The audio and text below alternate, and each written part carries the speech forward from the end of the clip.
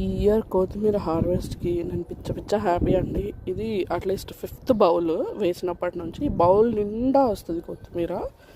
ఇదిగోండి ఈ స్పేసే, ఈ కొద్దిగా స్పేసే వాడింది. మేబీ లైక్ 1/1 స్క్వేర్ ఫుట్ అయి ఉంటుంది అనుకుంటా.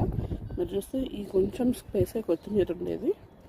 అండ్ ప్రతిసారి దాన్ని కట్ చేసి అలా వదిలిపెడతాను, మళ్ళీ నెక్స్ట్ టైంకి వచ్చేస్తుంది అనమాట.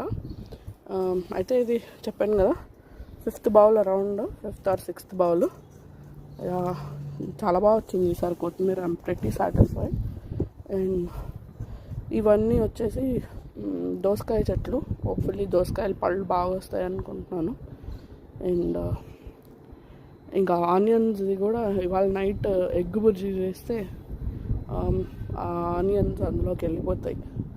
I'm happy for this time harvest అండి. ఈ టైంకి లాస్ట్ ఇయర్ నేను హార్వెస్ట్ స్టార్ట్ చేసుకున్నా.